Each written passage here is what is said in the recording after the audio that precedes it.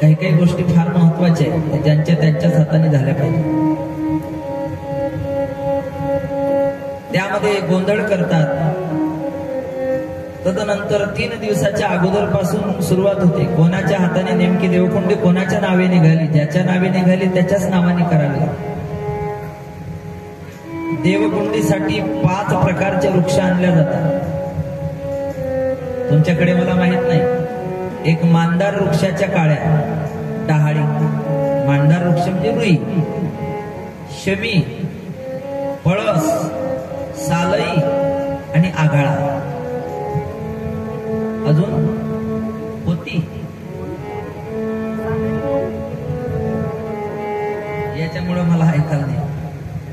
अशा 5-7 प्रकारच्या डहाळ्या आणून त्याच्या मागे खोसतात. ह्या डहाळ्याच्या मागे इतिहास असा आहे, त्या सर्व देवत पळस राहते. पळस अजून पळस आहे. पळसामध्ये फार मोठा गुण आहे. म्हणून आपल्या दारामध्ये नेहमी, दारामध्ये म्हणजे आपल्या घरापाशी कमीत कमी 21 वृक्ष असावे. म्हणून मला असं वाटते ही माहिती आदरणीय देवरामजीला असेल, म्हणून ते झाडं लावण्याची त्यांना जास्त छंद होता. त्यांच्या मुलांनाही जास्त छंद आहे. मी सहज एक विषय काढला तर आमचे देवराम बहुमनी महाराज मला सांगता, मी तुम्हाला 5000 झाडं दिली. 5000 झाडं लावायला उशीर लागला. कारण वृक्षाची लागवड करणं हे महापुण्य सांग यज्ञच आहे. तो चांगल्या चांगल्या पद्धतीचे वृक्ष लावणं म्हणजे यज्ञ आहे.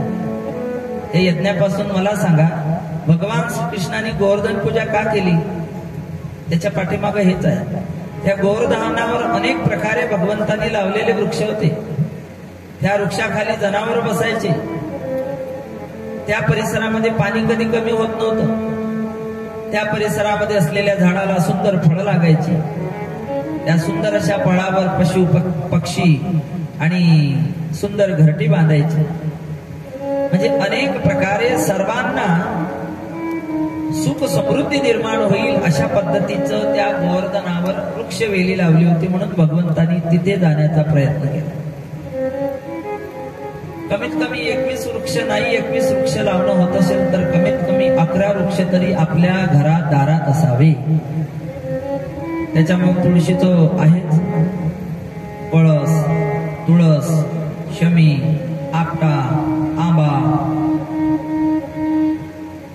वड, पिंपळ आणि ज्याच्या मुळ्या खोलवर जाऊन अनेक प्रकारे आपल्या वास्तूचा विध्वंस करत असे वृक्ष कुंडीमध्ये लावतात.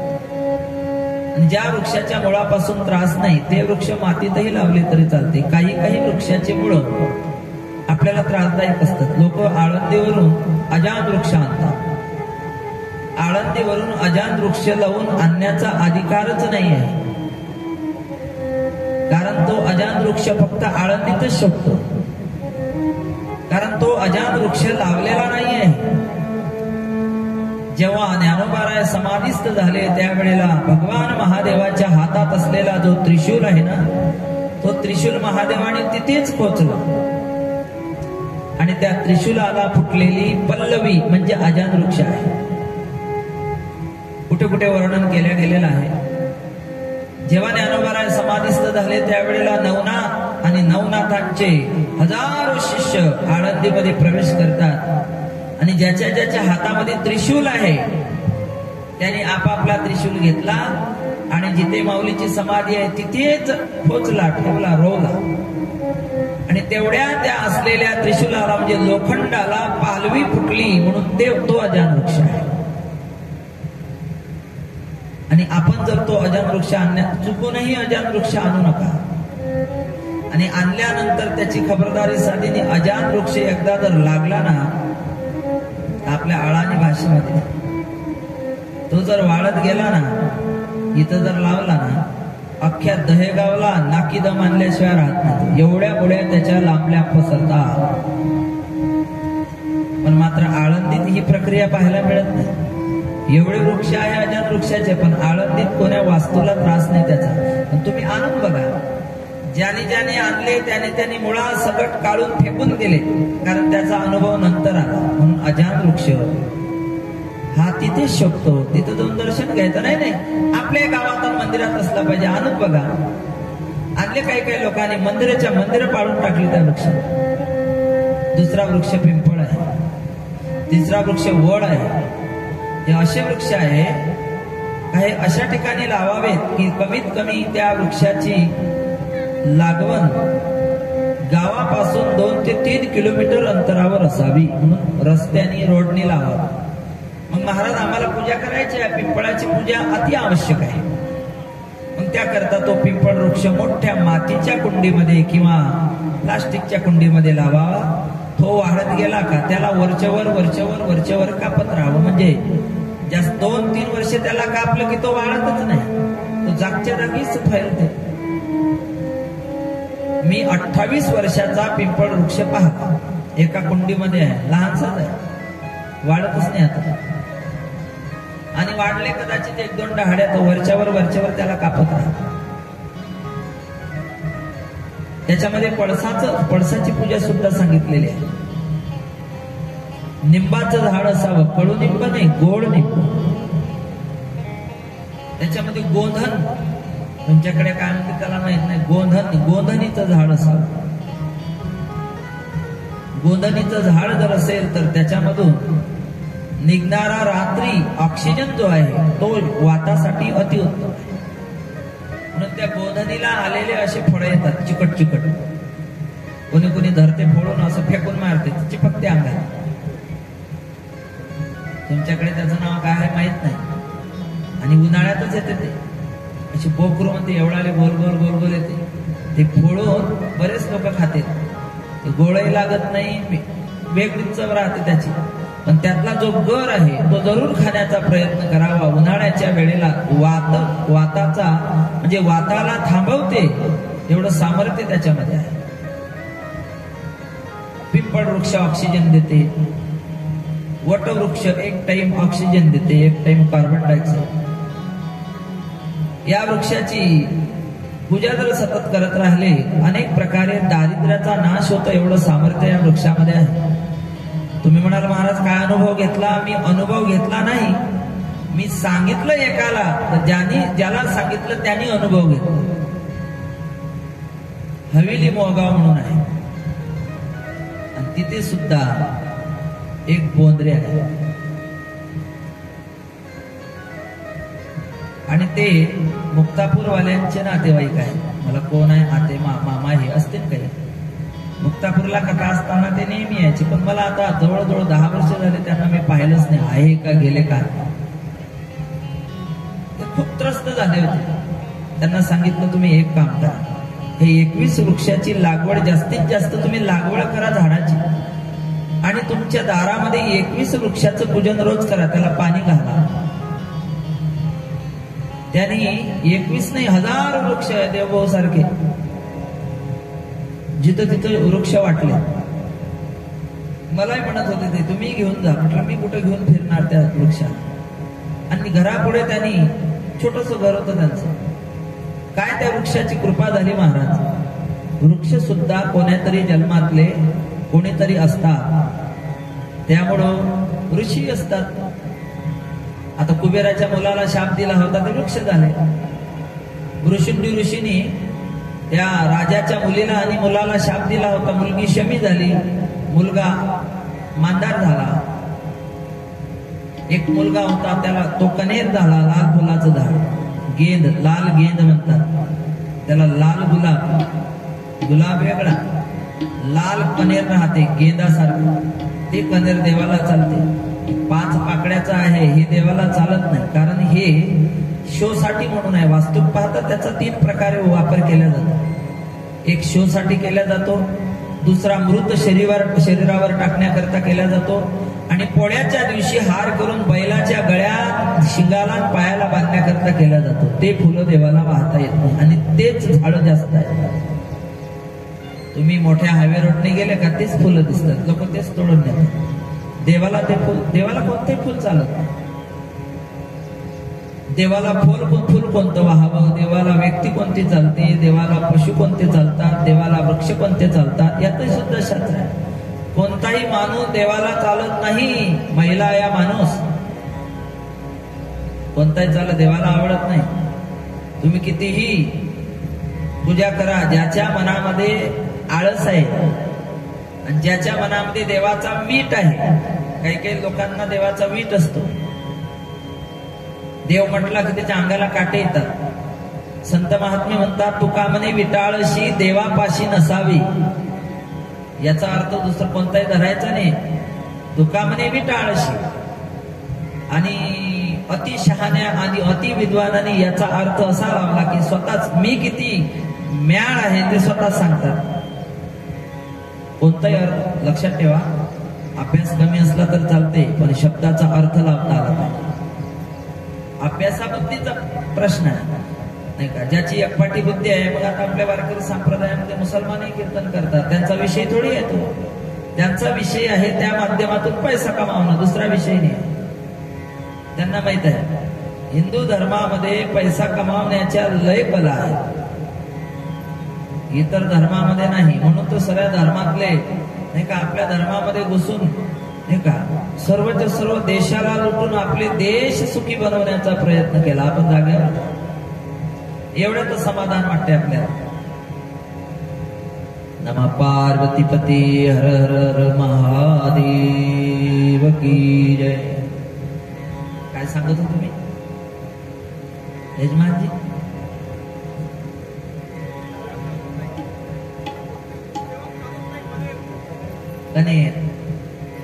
कुलदेवाला चालत नाही.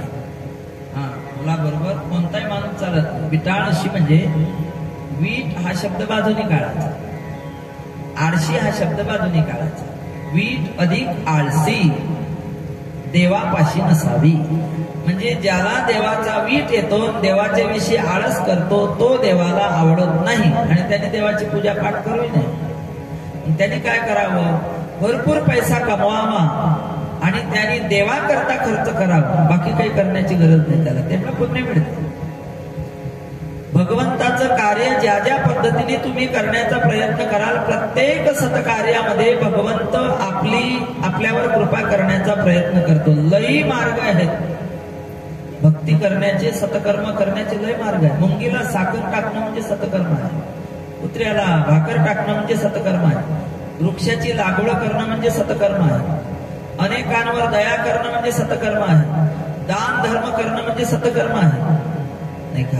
अनेकांचं दुःख नष्ट करणं म्हणजे सतकर्म आहे.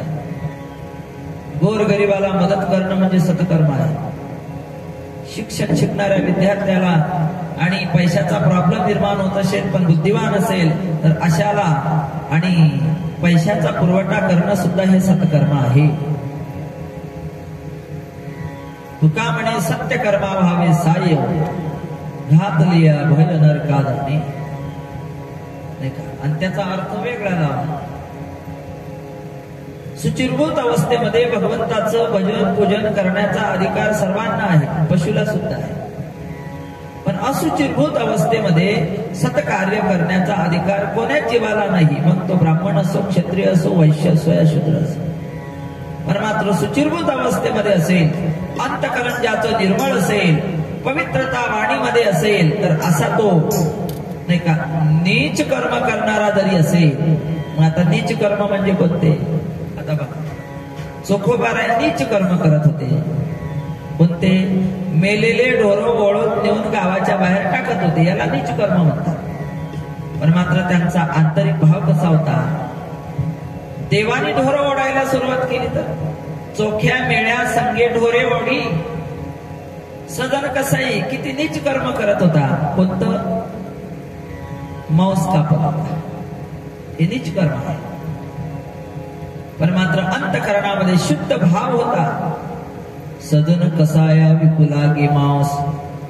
देवाने मांस विकू लागलं. कधी कधी गळ्यामध्ये माळ घातल्यानंतर बऱ्याच महिला आम्हाला विचारतात, महाराज आमच्या घरचा थोडा माणूस लय भारी आहे, त्याला खाल्ल्याशिवाय जमत नाही, पण माझी तर इच्छा माळ घालण्याची आहे आणि हा नाही सोडणार मरेपर्यंत. आता मी मरते त्याच्या आधी का तो मरते माझ्या आधी, मग मी तशीच राहणार का माडीची? म्हणून त्यांना त्यांचं सात्वन करायला लागते. इच्छा आहे ना तुमची, जरूर माळ घाला. मग महाराज त्यांना करून देण्याचं काम पडलं तर जरूर करून द्या. माळ आहे ना गळ्यात काहीच फरक पडत नाही, फक्त तुम्ही पक्के पाहिजे. माळ गळ्यात आहे मग मी याला करून देऊन राहिली, माझं कसं होईल असा भय नाही पाहिजे, निर्भयता पाहिजे. कारण गळ्यात तुळशीची माळ अशी आहे का ते अपवित्र वस्तूला पवित्र करण्याचा प्रयत्न करते. माळ जोपर्यंत गळ्यात आहे तोपर्यंत शरीर कधीच अपवित्र होत नाही. तुळशी माळ गळा गोपी चंदन टिळा, तुळशी माळ गळा गोपी चंदन टिळा. तुळशीची माळ कधी अपवित्र होत नाही. भूदेवाच्या गळ्यात जर कदाचित जाणवं असेल ते अपवित्र होत. प्रेताच्या माग जर गेलं जाणारा असेल, त्याच्या गळ्यात जर जाणवं असेल तर त्याला ते जाणवं काढून फेकावं लागतं. पण तुळशीची माळ जर असेल तर तुळशीची माळ काढून फेकण्याची गरज नाही. रुद्राक्षाची माळ आणि तुळशीची माळ या दोनच माळी ज्ञानोबारायांनी दोनच माळीचं वर्णन केलेलं आहे. ज्याच्या गळ्यामध्ये ह्या दोन माळी आहे, मग कधी कधी महिलेला प्रश्न पडतो आम्हाला रुद्राक्ष चालतंय का? जरूर चालतंय. चालत नाही असं कुठे लिहिलेलं आहे? चालत नाही हा शब्द लिहिलेला नाहीये. हे सगळं जीवानी मनुष्याने लावून दिलेले नियम आहे. वेदांनी सर्वांना भगवत भक्तीचा अधिकार दिलेला आहे. कुठं कुठं मंदिरं राहते हनुमंताची निर्मिती करणाराच अभिमानी तामसी तमोगुणी रजगुणी राहते. कारण मूर्ती बसवणारा माणूस आहे आणि जो देव बंधनात आहे त्या देवाचं दर्शन करूनच घ्यावं. काही तिथे आतमध्ये जायची गरज नाही. जिथे तुम्ही आहात तिथे सुद्धा भगवंत. इथून जर तुम्ही डोळे बंद करून द्वारकेचं दर्शन घेतलं ना तर भगवान श्रीकृष्ण तिथून कृपा करतात. इथून जरी तुम्ही कैलास पर्वतावर महादेवाचं दर्शन घेतलं, महादेवजी तिथून कृपा करते. इथून जरी तुम्ही पंढरीनाथाचं दर्शन घेतलं तिथून कृपा करते. देव बंधनात आहे. आणि कोणाच्या बंधनात आहे? माणसाच्या बंधनात आहे. जो माणसाच्या बंधनात आहे तो सुटू शकत नाही माणसापासून. तो तुम्हाला काय सोडवणार आहे? म्हणून बंधनमुक्त असलेला जो देव आहे तो आपल्या जवळ आहे ना. मग आपल्या जवळ असल्यानंतर संत महात्मे म्हणतात ना, तुझा आहे रे तुझ्या पाशी, परी तू जागा चुकलास. त्या दिवशी बोलून गेलो आपण, किती खटाटोप करतो आपण, इकडे तिकडे जाण्याचा प्रयत्न करतो. कोण्याही देवापाशी जा, कोण्याच देवाचं दर्शन होत नाही, लांबून घ्या, दूर नमस्कार. आम्ही नेहमी सांगत असतो एकच संत जगतामध्ये आहे, एकच देव जगतामध्ये आहे का त्यांचं डायरेक्ट दर्शन. तेही ओरिजिनल देवन, ओरिजिनल संत आहे, डुप्लिकेट संत नाही, डुप्लिकेट देवही नाही. इतर ठिकाणी सगळे डुप्लिकेट आहे. तुम्ही अयोध्याला जर गेले तिथे मूर्ती बसवलेली आहे, डुप्लिकेट आहे का ओरिजिनल आहे सांगा. आता निंदा नाही आहे, वस्तुस्थिती आहे. गाव केशव डुप्लिकेट. जी नवीन मूर्ती तयार करून, दगडाची मूर्ती तयार करून बसवल्या जाते त्याला डुप्लिकेटच म्हणतात, नाही तर का ओरिजिनल म्हणतात का? ओरिजिनल देव एकच आहे. द्वारकेला जरी गेले ती मूर्ती बसवलेली आहे, डुप्लिकेटच आहे. जगतामध्ये एकच ओरिजिनल देव आणि एकच ओरिजिनल संत समाधी आहे. ते संत समाधी म्हणजे ज्ञानोबा आहे, ओरिजिनल आहे, देह ठेवला नाही. आणि माणूस मेल्यानंतर त्याची समाधी म्हणजे ती डुप्लिकेटच आहे, ओरिजिनल आहे का? ज्ञानोबारायांची संजीवन समाधी आहे, एकच नाही 108 वेळा तिथंच घेतली.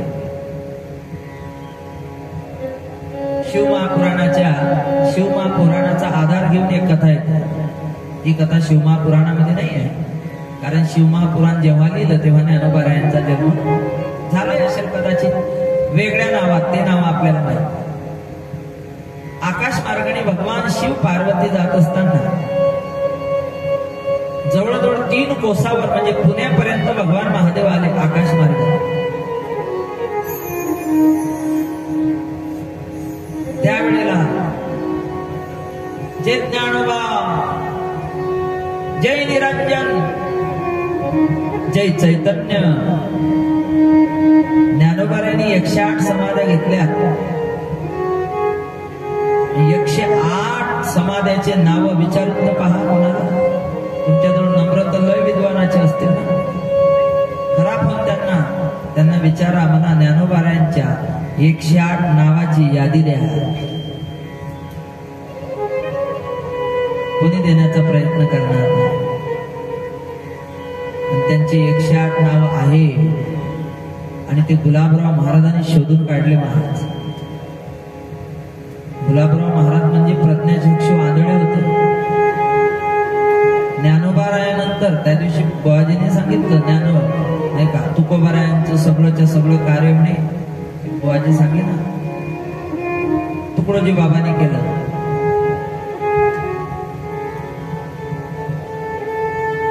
त्याला पुरावा पाहिजे, कोण्या गोष्टीला पुरावा. गाडगे बाबा तुकडोजी बाबा हे स्वतंत्र संत आहे. ना ज्ञानोबारायचा अवतार ना तुकोबारायचा. तुकोबाराय ज्ञानोबाराय त्याच्यानंतर अवतारच नाही कोणाचाच नाही. मग वाङ्मयाच्या दृष्टिकोनातून जर तुम्ही म्हणणार वाङ्मयाच्या फक्त, तर ज्ञानोबारायच्या नंतर वाङ्मय फक्त गुलाबराव महाराजांनी केलं. किती ग्रंथ लिहिले माहित आहे का केशव? 134 ग्रंथ लिहिले. ज्ञानोबारायानंतर नाथबाबांचं नाव आहे, एकनाथ महाराजांचं. ज्ञानोबाराय म्हणजे वाङ्मयाच्या बाबतीत बरं अवतार नाही. अवतार हे स्वतंत्र असतात. ज्ञानोबारायांचा अवतार स्वतंत्र आहे, तुकोबारायांचा अवतार स्वतंत्र आहे.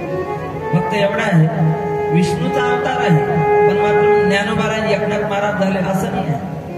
फक्त एक पुरावा आहे, नामदेव महाराज तुकाराम महाराज झाले, हा पुरावा आहे. म्हणून पुरावा पाहिजे कोणता. जीवनात लक्षात ठेवा, आम्ही नेहमी सांगतो कोण्या देवाची पूजा करावी त्याच्यासाठी पुरावा पाहिजे. तुम्हाला कोर्टात केस लढवायची जर असेल तर काय पाहिजे? बिना पुराव्याने कोर्टात केस लढवता येत नाही. कोण्या देवाची पूजा करावी पुरावा पाहिजे. कोणते ग्रंथ वाचावे पुरावा पाहिजे. कोणतं नामस्मरण करावं पुरावा पाहिजे. पुरावा जर नसेल तर तो ग्रंथ फक्त वाचता येतो, त्या ग्रंथापासून काही प्राप्त होत नाही. भागवत वाचलं पाहिजे, ऐकलं पाहिजे, पुरावा आहे. गीता वाचली पाहिजे, ऐकली पाहिजे, पुरावा आहे. गीता भागवत करीती श्रवण, अखंड चिंतन विठोबाचे, हा पुरावा आहे. कोण्या देवाचं नामस्मरण केलं पाहिजे? भगवान शिवाचं केलं पाहिजे, पुरावा आहे. शिव भोळा चक्रवर्ती, एका जनार्दनी शिव, पुरावे आहे. भगवान विष्णूची पूजा करावी, पुरावा आहे. पांडुरंगाची पूजा करावी, पुरावा आहे. जगदंबेची पूजा करावी, पुरावा आहे. हनुमंताची पूजा करावी, पुरावा आहे. ज्ञानोबारायांची ज्ञानेश्वरी वाचावी, पुरावा आहे. वाचिल जो कोणी जनी त्याशी लोटांगणी, पारायण आहे आपले आदरणीय ठाकरे महाराज पारायण करतात. ज्या ज्या देवतेचं संतांचं वाङ्मय वाचायचं असेल तर त्या वाङ्मयाचा पुरावा पाहिजे. पुरावा जर नसेल तर हे पहा, ज्या ग्रंथाचा पुरावा नाही ते वर्तमानपत्रासारखं आहे. वर्तमानपत्र कसं एकदा वाचलं, एक दिवस दोन दिवस, तिसऱ्या दिवशी त्याची किंमत नाही का. फराळ करायलाही होते, गाडी पुसायलाही होते, आणि त्याची किंमत पुढे जर जातो म्हटलं तर त्याची किंमत मग नंतर पुढचं मी सांगत नाही. वेळ प्रसंगी प्रवासामध्ये जर लहान लेकरं सोबत असेल, त्याने जर शिसू केली तर